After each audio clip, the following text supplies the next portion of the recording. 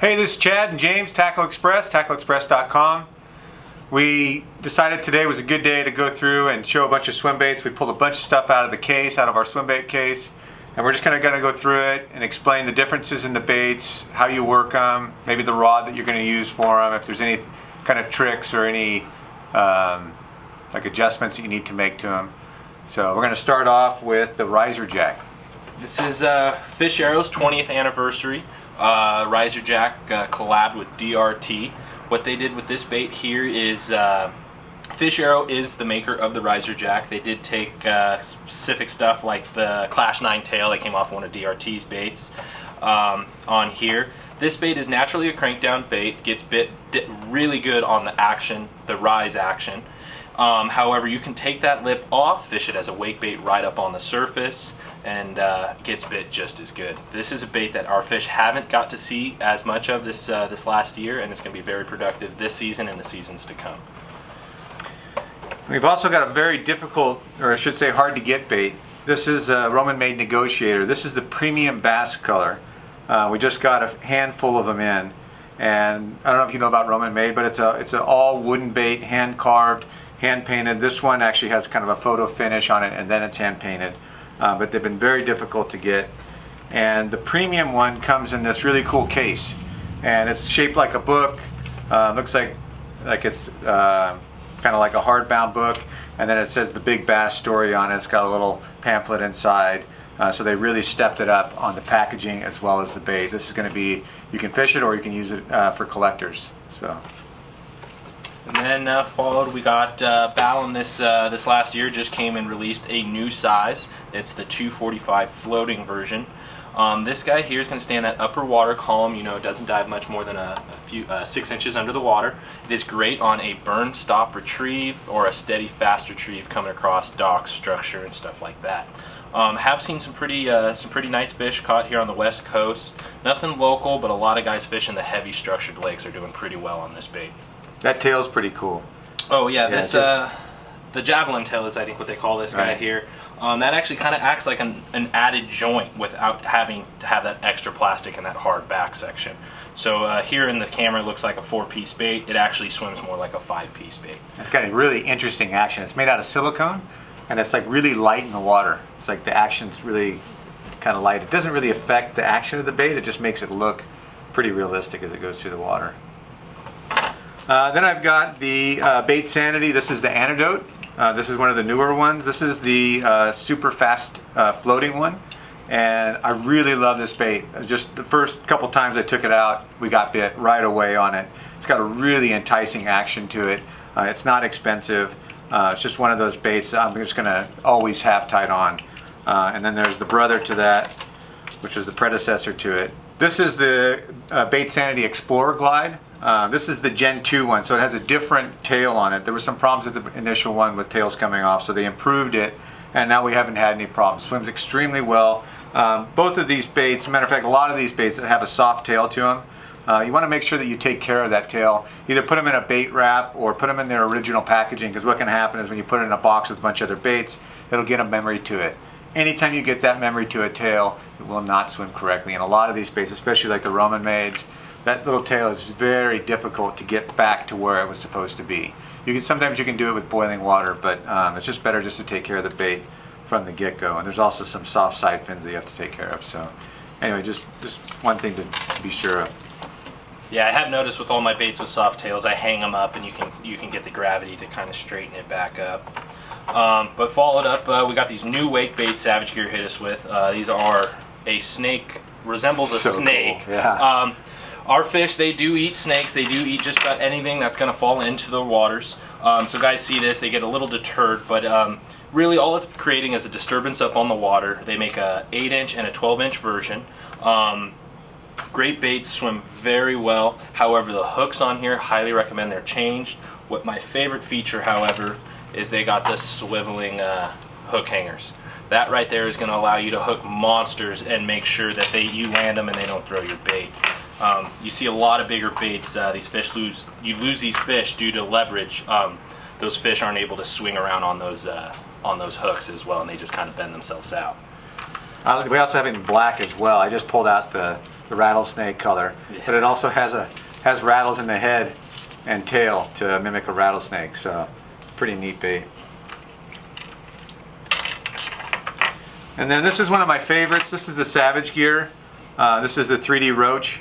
This is the little guy. It's like 5 inches, I think. 5.5, 135 millimeters. This thing catches fish like crazy. I mean, it's just, I don't know what it is about it. It's just like the perfect profile for a shad. Or there's lots of different colors, and there's little rainbow trouts and carp and stuff. But it's just a really bitchin' bait. It doesn't throw well. It casts horribly. It helicopters through the air. So usually an underhanded pitch will cast it better than an overhand, but I mean, we're using both techniques. And it comes in 3 sizes. This is a 7-inch. This is 185 millimeters. And then it comes in a 230 9-inch. 230 millimeter 9-inch. And there's lots of different colors. The bigger ones cast way better.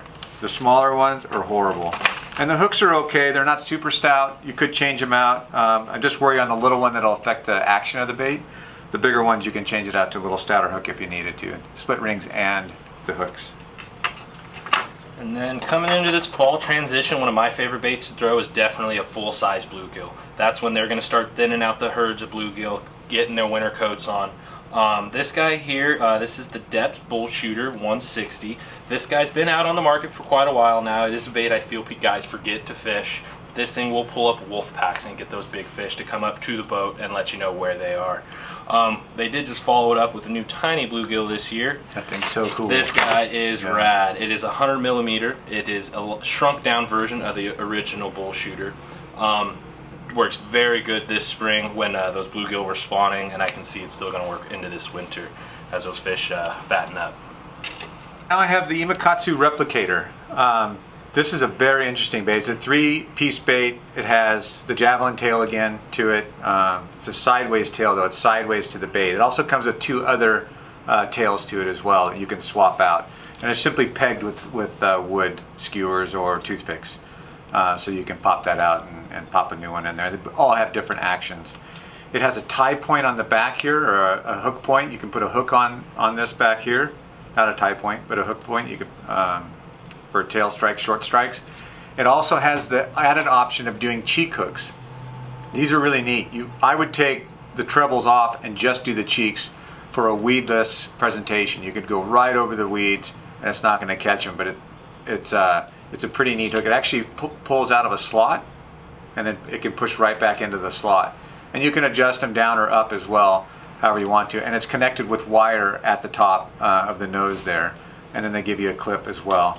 There's also another point here on the chin, and the reason that they did that is a lot of times they'll put a weight on there to draw it down to keep it in deeper water, and it's not going to affect the fish biting it because that weight's going to pull back. You're not going to do a giant weight, you know, pretty small little weight just to pull. It'll pull up against the bait as you're working it, but it also pulls the nose down.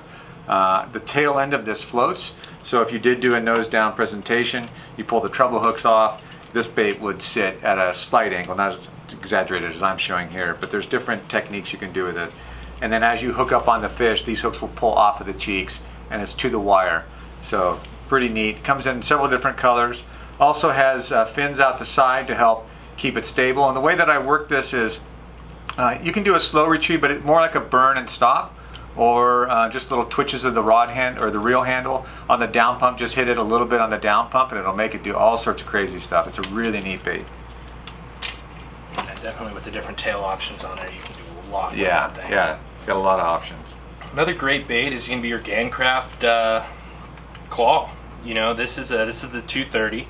This guy has been a very productive bait for fishermen like Paul Bailey and a lot of our local guys here. This has a little bit different profile than you see than most glide baits. You're going to notice a bigger hump on the back. I really like this bait when I'm trying to keep my baits down in deeper water in the zone. It really allows that bait to stay down and not come up. Great stout hooks on this. I've seen some big bass pulled up on these guys, and so also some nice stripers here local. They probably have 5 to 10 different colors. A bunch of colors. Yeah. It's just a very productive bait. It's a very solid, sturdy bait. I have unfortunately bounced mine off a couple rocks, and it still holds up and swims great, unlike some of these baits that are very fragile. Yeah, some will just actually break in half if you hit a rock. I won't name it, but I've had it happen. I've had a couple of those. And then we've got a really, really You went through that one, right? No, I almost Oh, I'm forgot. sorry. Yeah, Yeah. Deps, for all those guys dreaming to be the next Butch Brown, I think this is a great starting point right here. This is the new Deps Slideswimmer 115. These baits are just beautiful and just very cute. This will catch anything I can imagine. Big brown trout, all the way to small bass, big bass, stripers, lake trout. This is going to be a very productive bait across the country. Can't wait to see what it catches. And then we've got a really special bait. This is the biggest, baddest mamba jamba out there. Oh, serious anglers only, I would imagine. This is a bait you'd either be collecting or swimming after if it casts off. This is the new Roman-made Mother Chaser. This guy is just over a pound in weight and just under 22 inches in length. It's beautiful. It's hand painted. There's a lot of detail with like kind of the chrome on the gill plates. It's just an amazing bait. It comes with the hooks. They're hidden it back in here, and it's got bumpers in the joint there. Because normally what happens is on the cast, as it hits the water, the joints smack together. It's an all wood bait, and that'll chip the paint off. So they've gone the extra step to put silicone bumpers inside that joint. So how would you fish it, James? A bait like this would definitely be on long casts. If not, you just set it out and long line it behind the boat, get it real far out there across some good structure, and just a slow relative wind. A bait like this, you are not going to be doing anything erratic with it. You're just going to be putting it in the right place at the right time. These fish do get eaten, they just don't get eaten every day. So it's a bait that's going to definitely need time to be put into it, but I've already seen two customers in particular actually already catch some fish on them. Can't say where, but they are doing very good and having a lot of looks at this bait, allowing to find not just getting bit on this bait, but you're able to pull some fish that never show themselves, and you'll be able to go back in there with something else and really get a good bite. You can also troll it. I did hear guys trolling you can this. troll it. It's so heavy and it's so big. When you're trophy hunting, I mean, trying to cast this bait all day long is going to be difficult for most people. So another way to do it, like James said, is long line it, let it behind the boat or kayak, pull it out quite a ways, maybe even close to the bottom of your spool, and then slowly wind it in. That way you get a long draw out of it. Now you're away from the spot where you started, so there's some time for the fish to come back in. Or just troll it, put it behind the boat, heavy line. I'd probably troll it on 40 or 50 pound minimum, and just go super slow and just drag it along the shoreline. But it's a really neat bait. I don't know if we'll ever get them again. They made two colors. This is the United States color. This is rainbow trout, and they made another color for Japan. But they won't. They're not supposed to give us the Japan color. It's only available to them. So, but definitely one for the books. Runs about $1,000. Yes. So that baby's up there. There's countless hours of work hand carved into that bait. Oh yeah. Yeah. So that's our lineup for today. All of these products are on our website. Click the subscribe link below. I'll also put links down there to each product if you want to take a look at them. We appreciate coming by Tackle Express. Thanks, guys. Thank you.